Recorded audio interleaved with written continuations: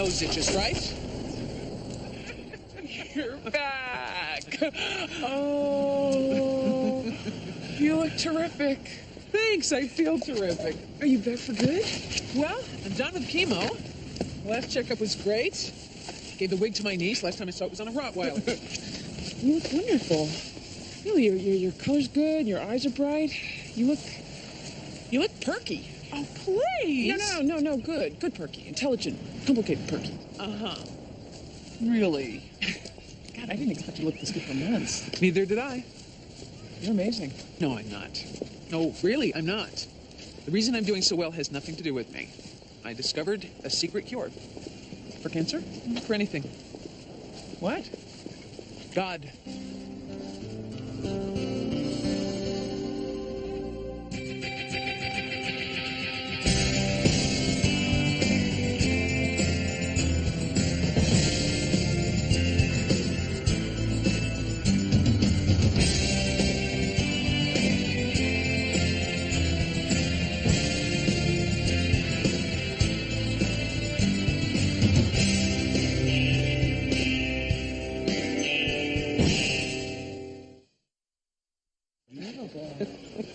Oh, I met a guy. Oh, really? Well, sort of. A virtual guy. He's from my online support group. We swapped vomit stories. It was very romantic. Does he live nearby? Yeah, Westchester. He's an architect. He's 3 years divorced. Trying to figure out a tactful way to ask him what his prognosis is. Hey, Greta, what you said before, do you think God cured your cancer? No. Surgery and chemotherapy cured my cancer. God may have helped, but that's not what I was talking about. I met this rabbi. He was at the hospital. He was working the cancer floor, and we struck up a conversation. I told him all the problems I have with the concept of God. He had some answers I had never heard before. Is the end of the story that you're converting? Maybe. Really? I don't... We met a couple of times. We talked for hours. We decided to keep meeting. Now, I don't know if I'm going to convert. I just know that he makes it make sense. Does he happen to be a cute rabbi? Well, he's 68 years old, looks like a cross between Albert Einstein and a koala bear. Why is it so hard for you to believe that I had a religious experience? Because we have always been cynical agnostics together. Well, a life-threatening illness can play havoc with your cynicism. You think I'm crazy? No, I'm happy for you. Me too. For the first time, I'm convinced that there's a plan and I'm a part of it. No matter what happens in the future, everything's going to be okay. I'm going to be okay.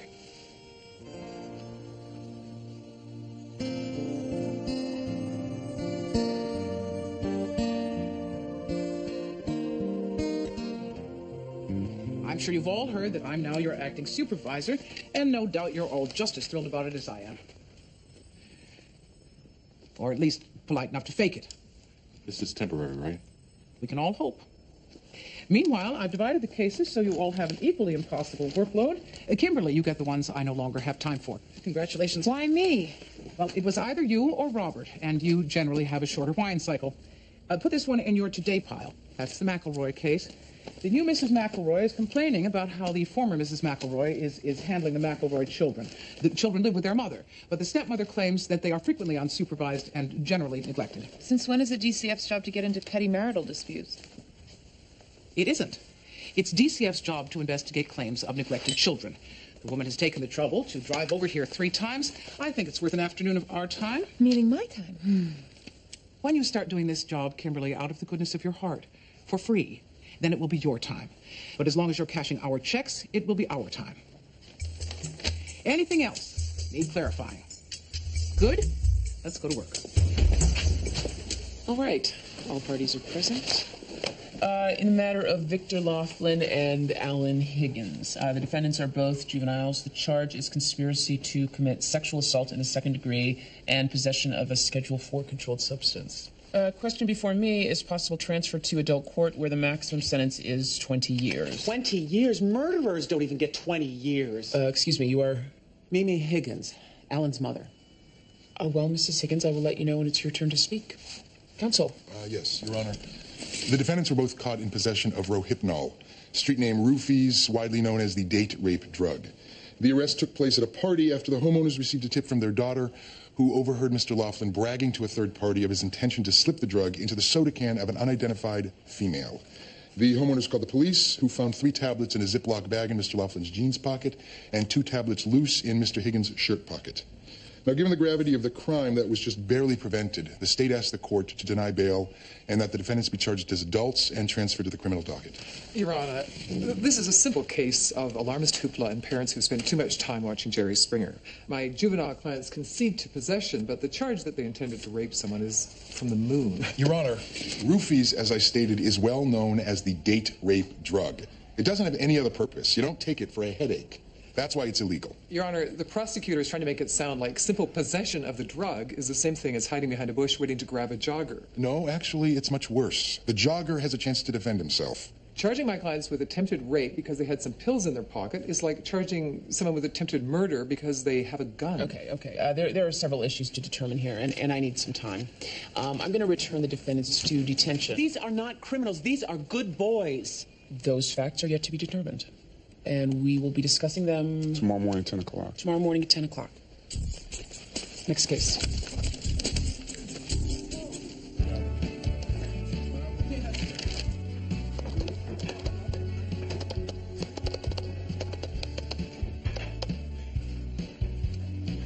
Lisa. I went to your office. They said you were here. Yeah. You look so like a reporter. I look obnoxious and unprincipled. Intense. Oh, well, that's pained. They're hard to distinguish. You haven't called.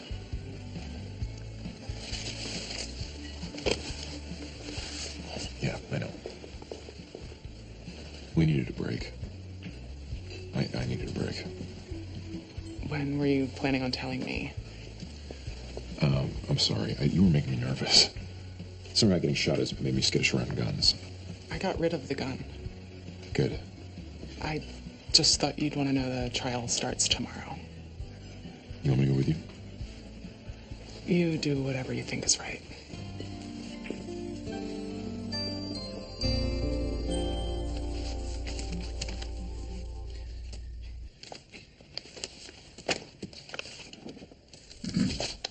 Oh, no. Well, that's not quite the reaction I was hoping for. Dinner. I can't. This is my first day as supervisor, and I'm so good at delegating that I'll only be here until midnight. I don't think they can hold a reservation that long. I'm sorry. I should have called you. Frankly, I forgot you existed. A temporary condition, I hope. It is. When I get home tonight, I'm going to read Department Supervising for Idiots, and by this time tomorrow, my staff will be working late, and I'll be waltzing out of here at 6. Well, there's really only one thing you have to know to be a good boss. The number of a good psychiatrist? Well, my father told me this when I had my first big promotion. He said, every person who walks into your office is going to have a monkey. And what they want to do is leave that monkey on your desk. Well, don't let them. Make them leave with the monkey and give them another monkey to take along with them. And what you've got here is a whole pile of monkeys. Which explains my urge to take these and throw them in the dumpster behind the Humane Society. What about tomorrow night? Tomorrow night? Oh, I don't think there's anything that takes precedence for tomorrow night, except this board meeting. Oh, well, when is the next time you're free? Tomorrow night.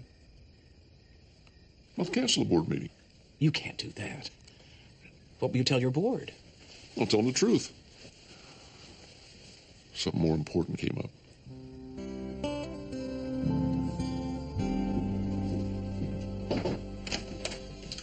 More than you ever wanted to know about roofies. Should I come back when you're in? My friend Greta has found God. I didn't know he was missing. Look, it's not like Judge Anastasia was the first cancer patient to get religion.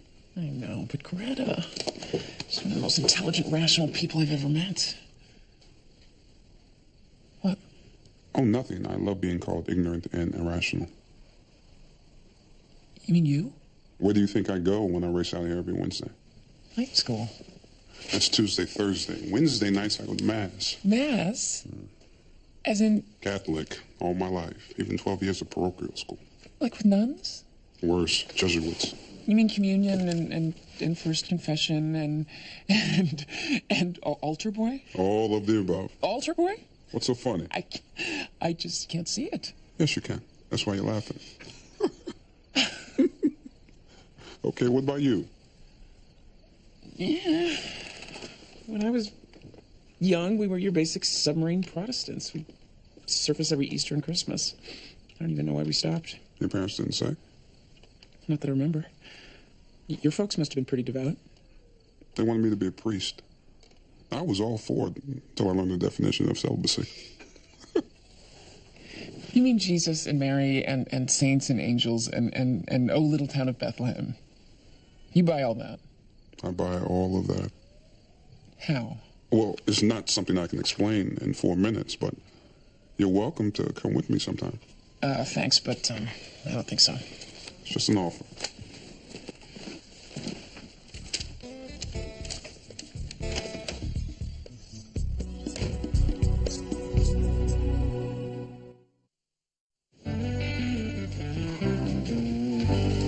I checked out the McElroy case. It was nothing, just like I thought. Hang on a second. Define nothing. The former wife is an attorney trying to make partner with her firm. The new wife is a flake. A professional flake? She considers herself an artist. What's the IRS consider her? A wire bender. She bends wire? It's a form of jewelry making. I see. And what does any of this have to do with how the children are being treated? This is obviously a case of professional jealousy. The lawyer wishes she could be a wire bender? You know what I mean. The wire bender doesn't understand or doesn't want to understand that the attorney can't be home every night at 5 o'clock to make the kids a home-cooked meal. And what time does the attorney get home? She occasionally has to work till 9 or 10, but the kids, both teenagers, know how to arm the security system, and the grandparents live a block away. The kids say they're fine. Mr. McElroy says they're fine. No one seems to have a problem here except for the wire bender. You sure? Yes, I'm sure. Well, okay. I guess that's that.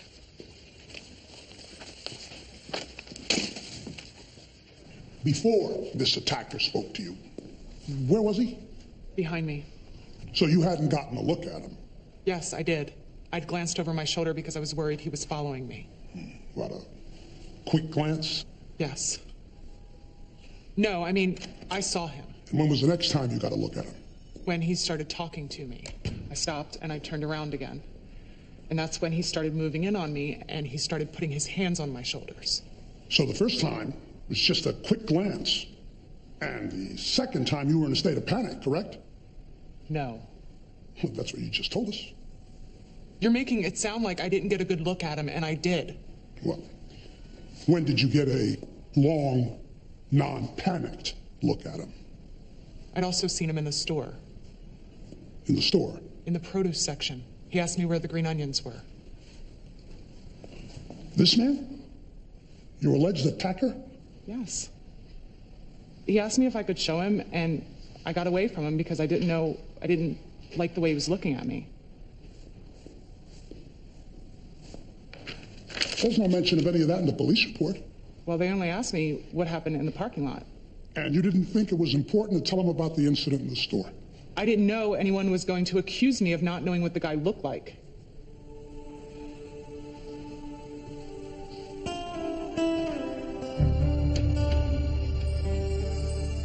All right, it's true that we had thought about putting roofies in some girl's drink, but we weren't going to rape anybody. So what was your plan exactly? We didn't have a plan.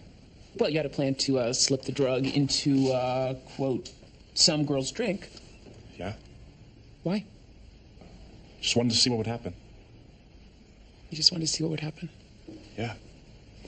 What would happen, Your Honor, is that within 30 minutes, the victim would become weak, disoriented, she would lose motor control, possibly lose consciousness. Your Honor, Mrs. Straker has no medical degree that I'm aware of. And since the drug has an amnesia effect, she wouldn't recall what happened to her when she recovered. And they knew damn well that's what would happen. Your Honor, no one here claims it was an intelligent thing to do. But there's a big difference between a stupid prank and criminal premeditation. Your Honor, these are good boys from good families. They're both excellent students, top athletes, church-going, civic-minded. I get the drift, Mrs. Higgins. What I don't understand is why these two model citizens had pockets full of a drug that is best known for disabling potential rape victims. We told you. You just wanted to see what would happen. It was like a science project. A science project using a non-consenting human guinea pig. We didn't think of it that way. Yeah, I can see that.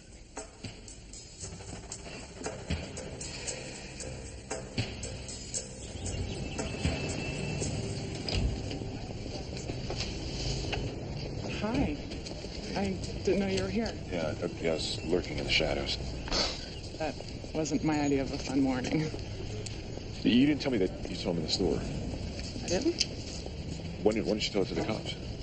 Didn't seem important. He wasn't exactly thinking clearly at the time. Was he following you in the store, or you saw him once? Why are you grilling me? I got enough of this on the witness stand. I'm sorry. I'm sorry. Well, I'm glad I triumphed over the monkeys tonight. They've all gone off with their new keepers. So how do you feel about sunny Italy? As opposed to rainy Italy? No, it's a restaurant. The one with a $150 a plate tasting menu? Have you noticed such trivia? How much is it if you actually want to eat? What do I have to do? Mrs. McElroy, I sent a caseworker out today. She took a look at it. She said she didn't feel there was a problem. Well, she is an idiot. Or maybe we just have a different definition of problem. These kids know the number of every pizza place in town by memory, but they can't tell you the last time their mother was home for dinner. Is that a problem? She calls us at 11 o'clock at night asking us where the kids are. Is that a problem? Why would your husband, his ex-wife, and the children all tell my caseworker that everything is fine? Well, she says it's fine because she likes the status quo. He says it's fine because he's afraid the kids will hate him forever if he takes them away from their mother. And do you really know a teenager who's actually just going to volunteer the information who's not being supervised? Meanwhile, has your caseworker talked to anyone outside of this dysfunctional family? Mrs. McElroy, please have a seat. Obviously, we need to talk. This may take a while. Well, looks like the monkeys win again. I'm so sorry. No, that's okay. I know how it goes. Yeah. I just want you to know that I don't discourage easily.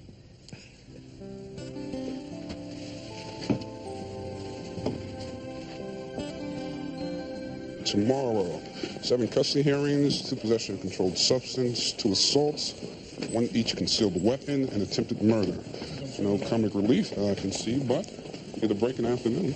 Judge Ray! Yes, Donna? I just want to make sure this didn't get lost in your desk. Call Leisha. Oh, great. Leisha? Yeah, she's my ex-husband's girlfriend. Trophy wife Barbie. Sounded nice on phone. Yeah, well, she's good at sounding nice. Well, she wants to meet for coffee tomorrow afternoon. She's very troubled about your last encounter, and she wants to make peace. How kind of her to share that with you. What happened at the last encounter? I'm not sure, but I don't think the female gender came out looking very good. Call her back and tell her that Judge Gray's very sorry, but she's booked solid for the rest of her life. I kind of told you at a late afternoon tomorrow. Well, call her back and tell her you're mistaken. I kind of said you'd meet her at 1 o'clock at the coffee place near the mall, the cafe, something. Why did you do that? My judgment was impaired by visions of harmony. I would love to see how this turns out, but I have to go. To Mass? Night school. Mass is Wednesday. Have fun. Fun is Friday.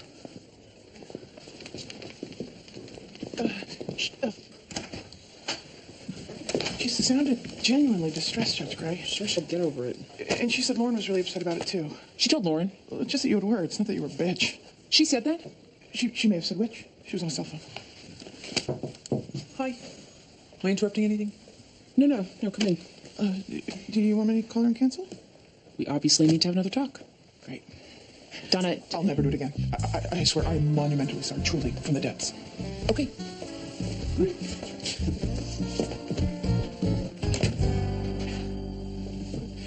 I don't have much time. I just wanted to give you something. What is it? Take it out.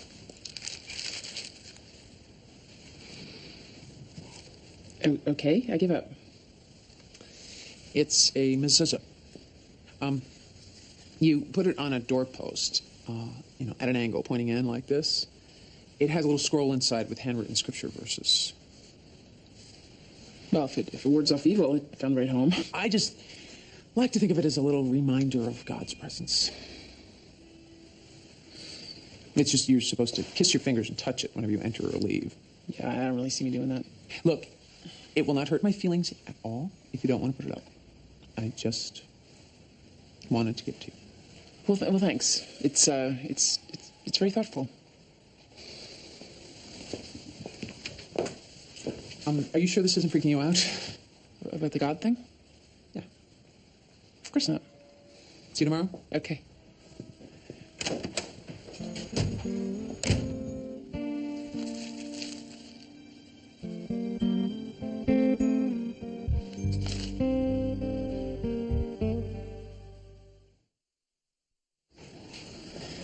Black coffee.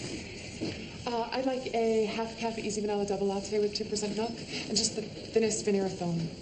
All right, thanks. I really appreciate you meeting me here. I'm sure you would agree that we couldn't leave things like they were. Alicia, before you say whatever it is you want to say, I'd like to know why you felt the need to tell Lauren about our last meeting. You're upset about that? Lauren's been through enough, and what goes on between us is it's not a child's business. I thought I was doing the right thing, being honest with her. Well, sure, when it's appropriate, but... Just keep messing up. Look, I'm really trying so hard. I bought 7 books on step parenting, and I read them all. I highlighted things. And I appreciate that. I just really want so much to make a good impression on you. And you're doing a fine job. It's just I don't know anything about being a mother. So, God, all I can do is try and fail. Alicia, I'm very sorry. And I think I actually asked you here because I thought maybe we could be friends. Friends? we could be friends. You're just saying that. No, I'm not. We could do things. When? Now. What could we do now? Just coffee and shopping. Shopping? That'd be great. I need a new bathing suit. Shopping for bathing suits is always fun. Yeah. Well, Michael and I are going to the Bahamas. So, oh, what a great idea. Oh, I feel better already. McElroy, Neal, and Scott. If either of them missed another day of school, I was going to call DCF anyway. This is a list of this semester's detention. Truancy, incomplete homework assignment, smart-mouthing the teacher, disrupting class, hall loitering. Evidently, they heard it was smart to diversify. They have any medical problems? The absences, you mean? They both suffer from a mysterious chronic digestive disorder. I believe the term is called ditch school-itis. It's really a shame. They're both bright kids. Well, you'd never know it from their grades. Isn't the mother at all concerned? The mother is concerned that she has heavy competition for partner of her law firm. Period. It's awful quiet over there. I don't get these gauze things. No matter how I tie it, it looks stupid. And it doesn't cover anything. It's not supposed to cover. It's just supposed to look sexy. It looks like I don't have a place to put my handkerchief. Michael loves them. He walks behind me when I have mine on. Oh, he's such a butt man. Well, like I need to tell you. And whenever we're shopping, he always insists we take the stairs instead of the elevator so we can follow and watch me walk up them. I'm sure he did that with you, too. Oh, yeah. Do you have the shiny one on? Yeah, I think so. Oh, cute. Let me just, it's okay. I should give you the name of my waxer.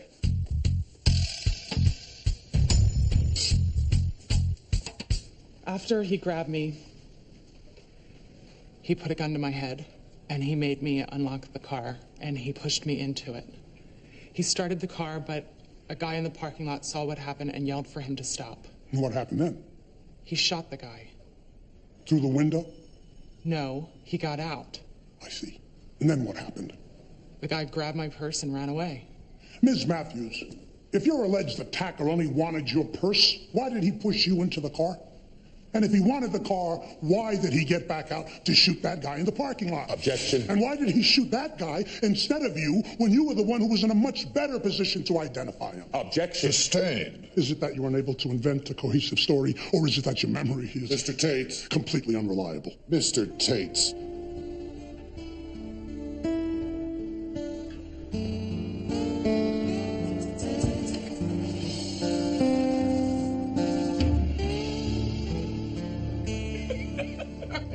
Wait, so she weeps and tells you a sob story, and your response is to say, hey, let's go shopping for bathing suits.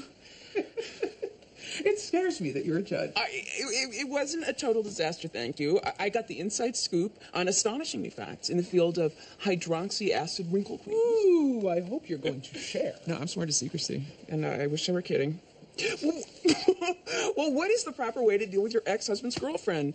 Divorce should come with a handbook. Oh, God, everything should come with a handbook. Life is an endless series of opportunities to make a fool out of yourself. Well, if somebody's keeping score, then I should be moving into the bonus round.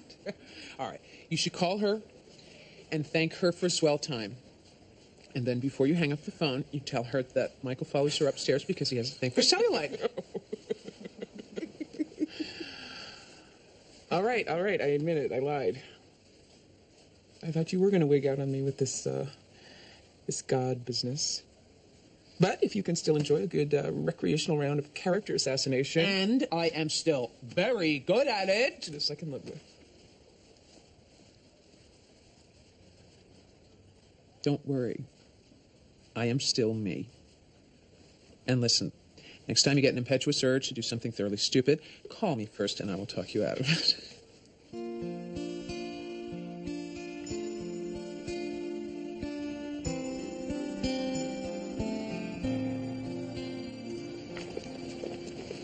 You know we never put you in the car. They were making it sound like it happened fast, and I didn't see him. Not He was excuse going to to perjure walk. yourself. If you walked now, it's going to be your fault.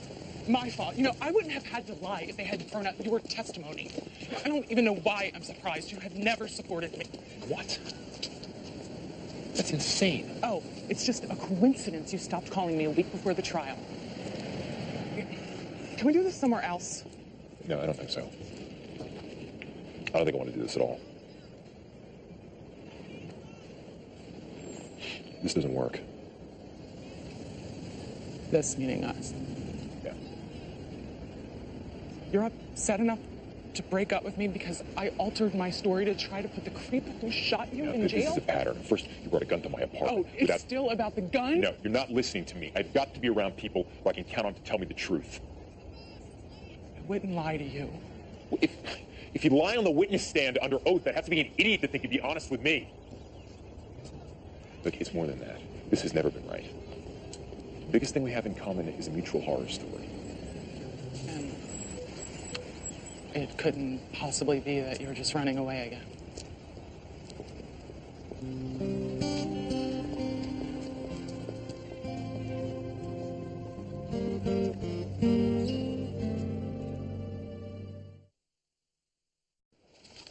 And the grand finale, ruling on the Roofies case. All right. You said we weren't going to have fun this afternoon. Don't forget, I'm leaving right after court. School or church? Church. It's Wednesday. Would you like me to make you a chart? Mm-hmm. A felt board calendar with a little church and a little school building. Invitation still stands. No, thanks. Michael's got Lauren and Mom's working late, so I got the nice, quiet house to myself. Besides, I am not taking you up on your offer until you can explain to me why you go. You might have a long wait. Good afternoon. This arrangement isn't working. The children aren't being taken care of. This is about my working late, isn't it? It's about a lot of things. But while we're on the subject, how many nights a week do you make it home by 7 o'clock? I'm not sure. That's because there aren't any. I have to work. It's not like I have a choice. His so-called child support checks don't even pay for their tennis shoes. Do you have to work until 10 o'clock every night? I do for the moment. I'm trying to make partner. Yes, we all know about that. I have nothing against working mothers. My daughter is one. I've been one most of my life. But your career is not a license to ignore the obligation you have to your children. Mr. McElroy, have you ever thought about seeking custody of the children? Oh, God, you can't do that to me. I don't want to take them out of their home, away from their school, their friends. We're not trying to take these children away from their mother. We just want her to be one. Mrs. McElroy, if you want to keep the children, you'll start taking care of them. Make sure they're fed and supervised. On nights when you can't, you'll arrange a sitter to be with them until you get home. Kimberly here will be calling the school to make sure that there are no more mysterious stomach ailments, and she'll be calling you at random. When she does, you'll know where your children are, what they had for dinner the night before, and I'd better like the answer. You can't be serious. Oh, you have no idea how serious I am. If I find that you are continuing to neglect the children, I'll file a neglect petition. Then I'll call your boss and tell him that I am investigating a complaint of child neglect against you. I imagine that won't help your chances to make partner now, will it?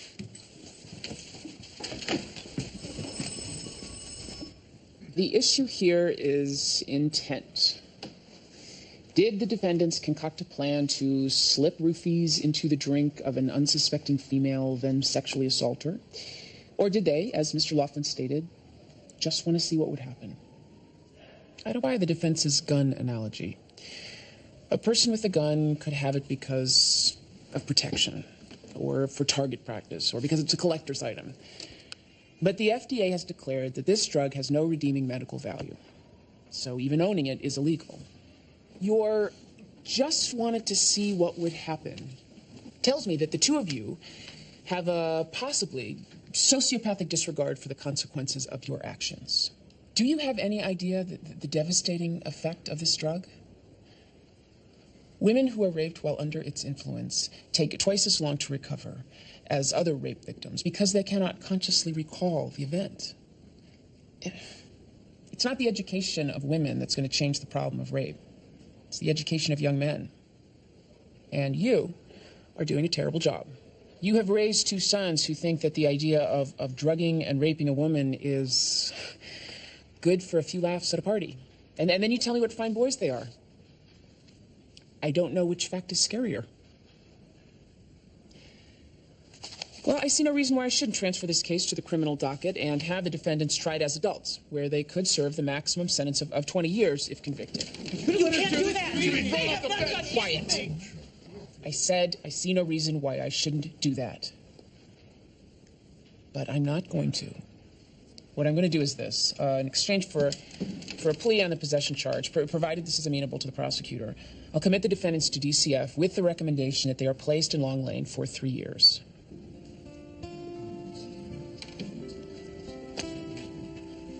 Sorry, boys. I just wanted to see what would happen.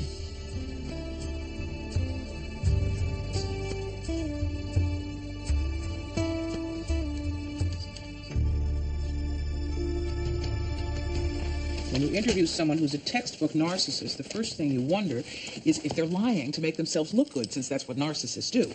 Then, if everyone else is backing up the narcissist, you say to yourself, something is screwy here, and you start checking outside sources. The woman didn't exactly have a sign on her forehead that said narcissist. Yes, actually, she did.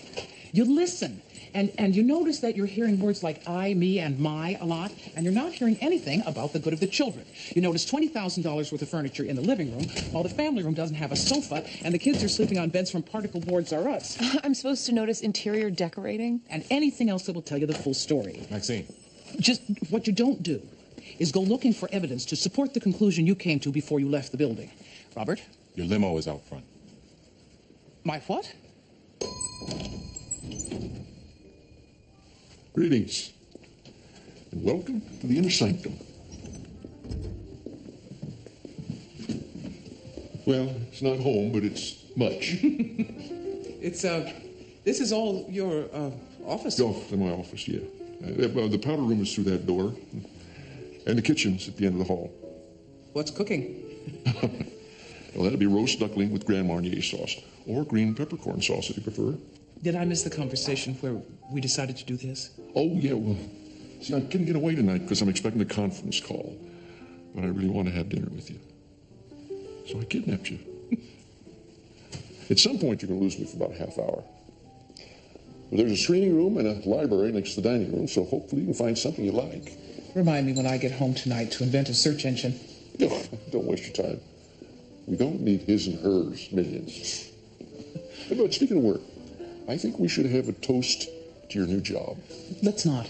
Let's wait until tomorrow night and have a toast to my resignation. You're resigning as supervisor? Why? Because I hate it. And that makes me horrible at it. Oh, I'm sure if you just gave yourself more time. The last time I did this job, it was a different world. I could run the office and handle everything in the field. But it's not possible anymore. Besides, I'd never get to see people. People? You? I was wondering when I might figure into this. when I'm nervous about starting something new, I tend to get very busy. It's a habit I'd like to break.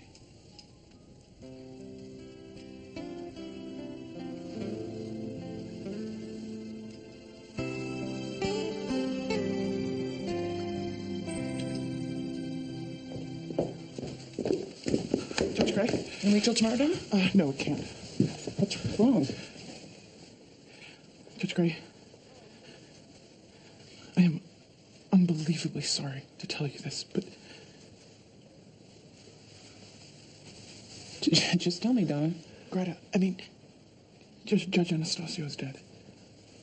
What? They think it was a heart attack. There's going to be an autopsy. You know, chemotherapy is very hard on the organs. She's not up there. They just took her out. The coroner's office. I saw them. Would you like me to drive you home?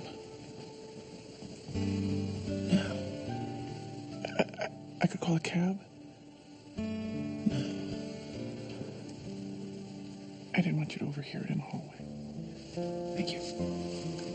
Judge Gray, are you sure you should be...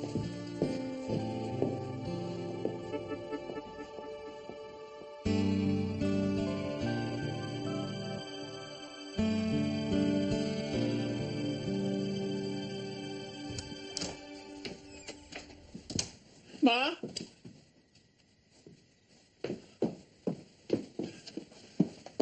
Mom?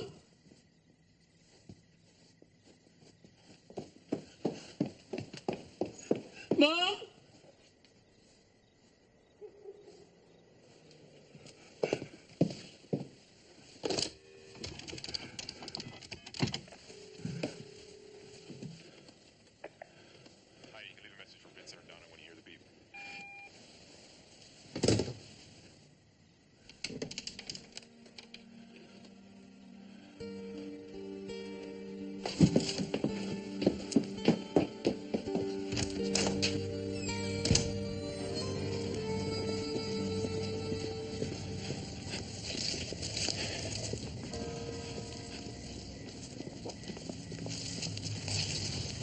What's wrong? Greta died. A heart attack, they think. I'm sorry. Yeah, no one was at my house, and I knew you were here, so... I know you two were very close. I just... Why do you do this? Can you give me one short answer? Well, there isn't any short answer. Wednesday night's just a fraction of it. It's how I get through the week. But you believe in him. I figure I have three choices of what to believe. A, there's no God. B, there's a callous God who doesn't care that horrible things happen to people. Or C, there's a benevolent God who's beyond my understanding, and I have to give the benefit of the doubt when he looks bad. And what makes you choose C? The look on my daughter's face when I tuck her in at night. That's the short answer.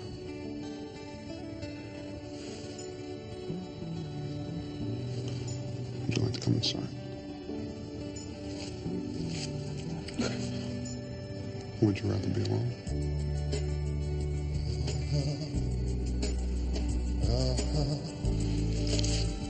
Still restless, still waiting, still the spirit flies. It's love that never dies.